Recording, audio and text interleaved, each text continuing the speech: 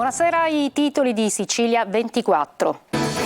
A Palermo il tredicenne che si è tolto la vita, il malessere raccontato nelle chat per il cambio di scuola e il tormento dopo l'accusa di essere gay. Il governatore Schifani dice tragedia che deve fare riflettere. Il ministro per l'ambiente Pichetto Fratin a Sicilia 24 rilancia sui termovalorizzatori, approva il piano rifiuti Schifani. Caro olio nei supermercati, l'extravergine costa oltre 10 euro, in molti puntano il dito sulla speculazione, ma c'è già chi non lo compra più. Ross Pelligra, dopo l'acquisto del Calcio Catania, investe a Solarino, suo paese di origine, farà costruire capannoni per lavorare i prodotti locali da esportare in Australia. Il Catania cede anche a Cerignola per i rossazzurri, è la sesta sconfitta in campionato. Lucarelli arriva in città e atteso da un grande lavoro. In Serie B il Palermo perde ancora in casa, quella con il Cittadella, la terza sconfitta interna. Il Lega Pro, Messina travolto in casa dal Latina.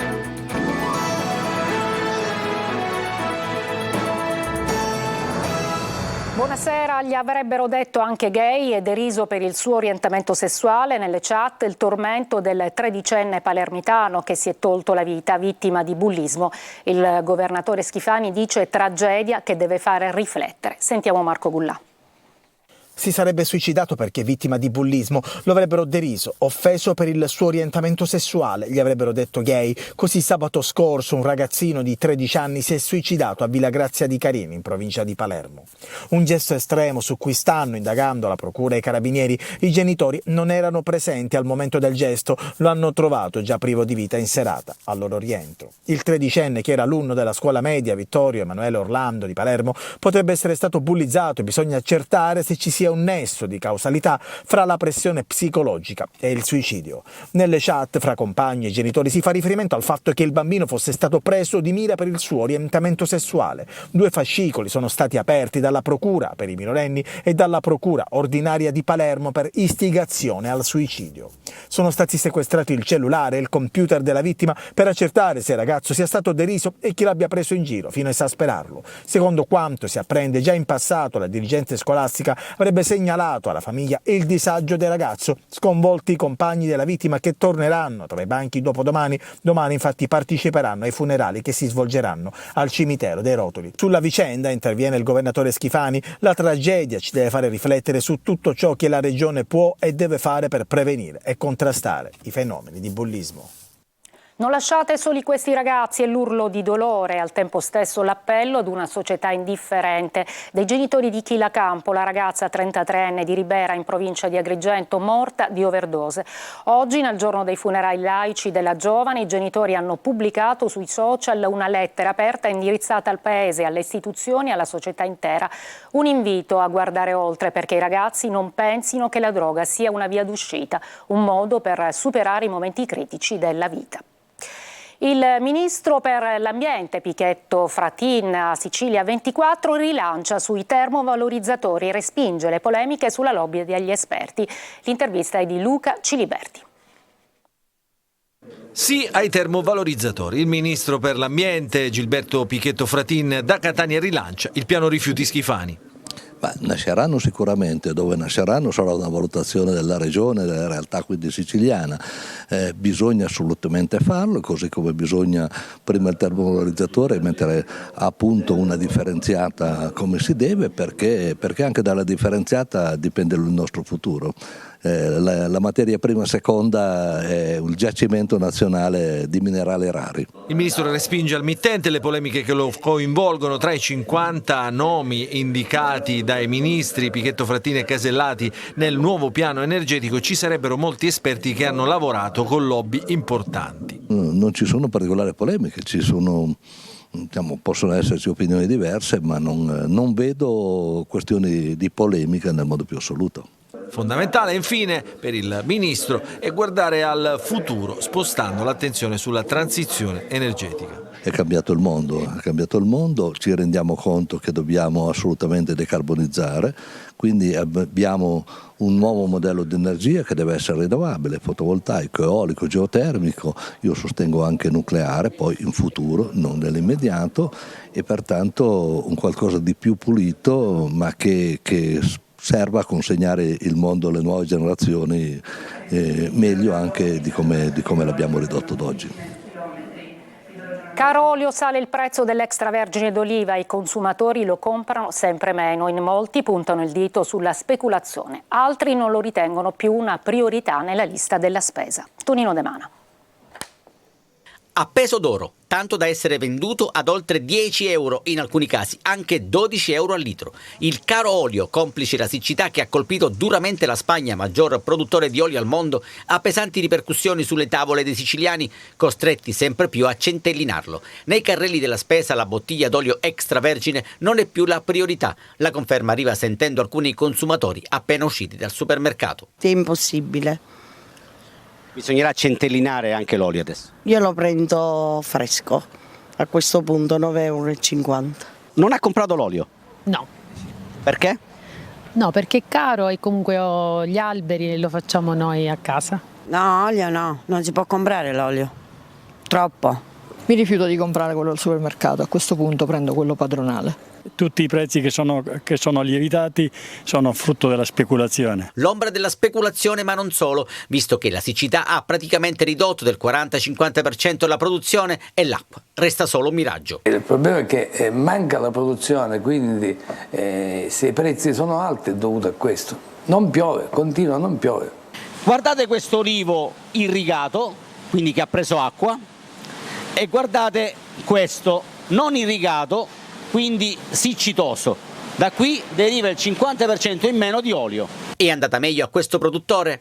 Queste olive da dove arrivano? Queste arrivano da Trecastagni, dal Piano Alberato di Sante Martire al Fiore del Foccerino.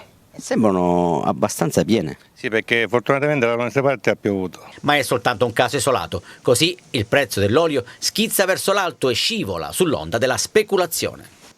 Gli edili palermitani scendono in piazza per riportare l'attenzione sulla sicurezza nei cantieri. Solo nell'ultimo mese nel Palermitano sono state 3 le vittime di incidenti sul lavoro, un livello di rischio troppo alto, tanto da diventare inaccettabile. Gli edili hanno sfilato per le vie del centro e denunciato l'insufficienza dei controlli. Manlio Viola. 3 morti, 3 vittime solo nell'ultimo mese. È una strage silenziosa quella delle morti bianche nel Palermitano. Uscire di casa per andare a lavorare e non fare ritorno è una cosa inaccettabile per le famiglie e per una società civile. Per questo sono scesi in piazza i colleghi di Filippo Ciancimino, Cosimo Castiglia e Giovanni Ignoffo, uomini fra i 63 e i 50 anni morti da Belmonte a Palermo passando per Cefalù, in cantieri per la realizzazione di varie opere. Tutti gli edili aderenti a Fillea, Filca e Fenial, sindacati di categoria di CGIL e CISL-UIL, hanno sfilato in corteo da Piazza Verdi fino in prefettura. 3 morti in un mese per la sola provincia di Palermo sono una vera e propria strage nell'ambito di un fenomeno drammatico a livello nazionale che vede aumentare le morti e gli incidenti sul lavoro del 4,4% nell'ultimo anno. Numeri preoccupanti, numeri che ci fanno allarmare. In una provincia come Palermo 3 morti in un mese sono una strage per noi. Mancano gli ispettori del lavoro e anche i carabinieri della specifica sezione sono insufficienti per controllare i cantieri, ma manca anche una cultura della sicurezza, una cultura della prevenzione. Per questo si sono tenute assemblee nei cantieri che proseguiranno nei prossimi giorni e che hanno come scopo dar vita a una piattaforma digitale per conoscere al meglio il fenomeno e poterlo prevenire. Pelligra continua ad investire in Sicilia. Dopo il Catania adesso è il turno di Solarino, suo paese di origine. Farà costruire capannoni per lavorare prodotti locali da esportare in Australia. Oggi la firma del protocollo tra la holding e il comune. Francesco Loi. Solarino per me è grande nel cuore. L'amore di Ros Pelligra per la sua terra d'origine. Prima l'acquisto del Catania, adesso investirà milioni di euro nella sua Solarino. Questo protocollo d'intesa per noi deve concretizzare una valorizzazione dei prodotti DOC, di cosa nasce in questa terra. E così nella zona artigianale saranno costruiti capannoni dove verranno lavorati i prodotti del territorio, dalle mandorle alle olive, dalle carrube al pomodoro. Quello che si produrrà qui con manodopera locale sarà poi venduto in Australia. Per il sindaco di Solarino Germano è una giornata storica. La svolta che tanto aspettavamo in termini occupazionali, in termini economici e in termini sociali. Pelligra in Australia, ma per la firma del protocollo è presente con il cuore. Un accordo seguito anche da Palazzo Chigi. È veramente bello quando si vede la cosa pubblica, cioè le istituzioni, l'amministrazione, il governo, le imprese private che collaborano. Per vedere concretizzarsi il progetto bisognerà aspettare almeno un anno. Una breve pausa, ci fermiamo fra qualche minuto, altri servizi.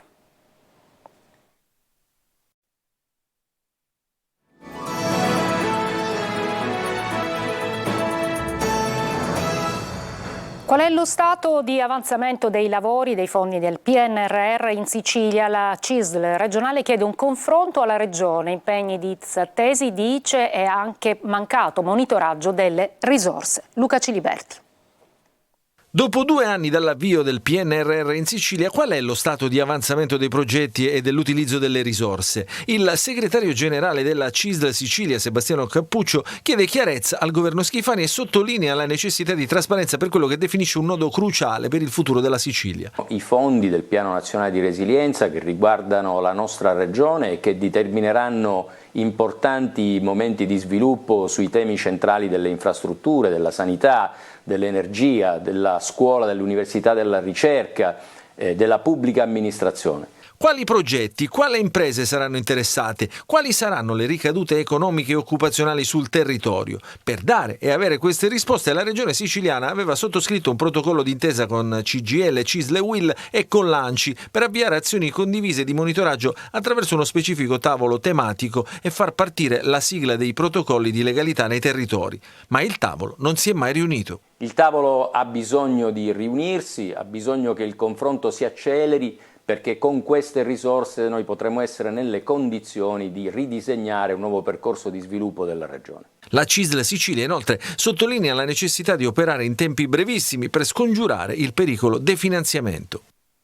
10 le persone denunciate dalla Polizia di Catania per aver organizzato una manifestazione non autorizzata per danneggiamento aggravato e interruzione di pubblico ufficio. Venerdì hanno versato vernice nella fontana dei Malavoglia di Piazza Verga, sventolando striscioni con su scritto Fondo Riparazione. 3 gli attivisti del movimento Ultima Generazione, autori dell'iniziativa di protesta contro le politiche dell'immigrazione. Il Mediterraneo, mare rosso, non è più mare blu. Questo lo slogan prima di lanciare vernice rossa nei confronti di tutti i manifestanti. Il questore di Catania ha emesso foglio di via obbligatorio con ordine di rientro nel comune di residenza e divieto di ritorno nel comune di Catania. Una breve pausa e poi il calcio.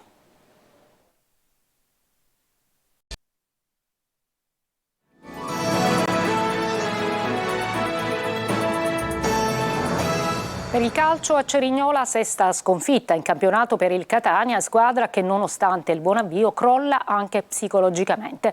Lucarelli in arrivo in città avrà un grande lavoro da fare. Marco Carli. Toccherà a Cristiano Lucarelli, uno a cui piacciono le sfide e queste di quelle toste perché il tecnico trova una squadra svuotata che a Cerignola ha raccolto la 6ª sconfitta in campionato. La verità, a fine partita la dice Zeoli, che da una settimana ha provato a suo modo a scuotere lo spogliatoio del Catania. Hanno bisogno di aiuto, io credo che questa cosa qui sia fondamentale per uscirne fuori, sono straconvinto che ne usciranno fuori e potranno regalare soddisfazioni. Zeoli ha fatto quanto possibile in pochi giorni, anche a Cerignola l'approccio è stato buono, così come col Picerno in coppa, non un gran ritmo, ma Catania in controllo e soprattutto vivo, capace con Rocca di impensierire seriamente il portiere avversario e di creare occasioni senza quasi mai rischiare. Ma nella ripresa il cambio di passo arriva per l'avversario e porta al gol di Malcore, favorito prima da Sarao e poi dalla difesa che si schiaccia concedendo all'attaccante di tirare indisturbato dal centro dell'area. La reazione è interlocutoria, degna del Catania di questo momento. Ci prova Sarao e sulla ribattuta sfiora il pari di Luca. Sul finale va vicino al gol anche Chiarella, ma sono solo fiammate di una squadra che lascia il pallino all'avversario, nonostante Zeoli le provi tutte, cambiando anche modulo dal 4-3-3 al 4-2-3-1. Il primo tempo qualcosina in più meritavamo, però credo che ci vorrà del tempo, perché i ragazzi devono lavorare, però io lo ripeto, non prendetemi per pazzo in questo momento, questa squadra ne uscirà fuori. Cerignola definisce una volta di più come il progetto tecnico voluto dalla società dopo la promozione sia fallito. Adesso inizia la nuova era. Per svoltare, Lucarelli dovrà agire su ogni dettaglio per trasformare una stagione nera nella base per il futuro. Crisi Palermo, il Cittadella vince al Barbera e manda al tappeto i rosanero. Corini però confermato sulla panchina del Palermo. Marco Gullà. Sfilacciato, senza idee, senza grinta e per lo più sconfitto al 98esimo. Crolla in casa il Palermo, il Cittadella segna alla fine con questo colpo di testa di Pandolfi e mette a nudo tutte le criticità del Palermo, travolto anche dai fischi a fine partita. Una sconfitta meritata, il Palermo non ha mai tirato in porta, l'unica occasione degna di nota per i siciliani è a fine primo tempo quando Koulibaly di testa mette sopra la traversa. Nella ripresa il Palermo non sfonda, lanci lunghi e sempre preda dell'attenta difesa del Cittadella. Nel finale il gol che manda al tappeto i rosanero. L'hashtag dei tifosi palermitani, Corini out, il tecnico però resta in sella. Abbiamo fatto male, primo tempo secondo me equilibrato, ma qualsiasi cosa oggi posso dire può essere strumentalizzata, abbiamo perso una partita che volevamo fare qualcosa di diverso, soprattutto penso il primo tempo è stato anche un discreto primo tempo, il secondo tempo abbiamo fatto molta fatica e dunque c'è poco da dire perché qualsiasi cosa posso dire in questo momento può essere interpretata, c'è sulla grande delusione di aver perso una partita e grande rammarico. Adesso la sosta di campionato, Palermo che tornerà in campo fra 2 settimane a Terni. Dopo la sconfitta contro il Latina, il Messina è scivolato al terzultimo posto. Sotto accusa il tecnico Modica e la squadra, protagonisti della peggiore gara di questo campionato. Sergio Colosi. 11, un numero maledetto per il Messina, tanti punti fatti nel girone d'andata dello scorso campionato, altrettanti quest'anno, prima di 3 sconfitte di fila che certificano la crisi nera della squadra. Appena 2 pareggi nelle ultime 6 giornate, sconfitte e prestazioni indecenti una più dell'altra, ma non paragonabili a quella contro il Latina. Anche Giacomo Modica sul banco degli imputati per scelte sbagliate in un organico che già presenta vizi e peccati originali per gli scarsi investimenti del presidente Pietro Sciotto. Questa squadra ha perso un filo conduttore che si chiamava gioco e che determinati compiti vanno svolti a pieno e vanno fatti con massima dedizione e con massima applicazione perché non ti puoi distrarre di niente, non puoi sbagliare niente. Noi per i primi 20 minuti siamo stati in partita e siamo stati anche ordinati. Purtroppo sapevamo che giocavano con delle ripartenze, la loro forza era il loro modo di come avevano preparato la partita, attraverso anche i video che abbiamo visto, loro fuori casa adottano questo tipo di soluzione. Determinati palloni non si possono perdere. Per i laziali la gara del Francoscogli è diventata nella ripresa poco più di un allenamento. La porta di Fumagalli è un tiro al bersaglio centrato da Iallo, Paganini e Del Sole. 3-0 ma sarebbero potuti essere anche 4-5 i gol del Latina contro un Messina alla deriva, senza testa e senza idee. E domenica prossima si viaggia verso Foggia e a seguire la sorpresa Juve Stabia. È tutto per questa edizione, grazie per l'ascolto e buona serata.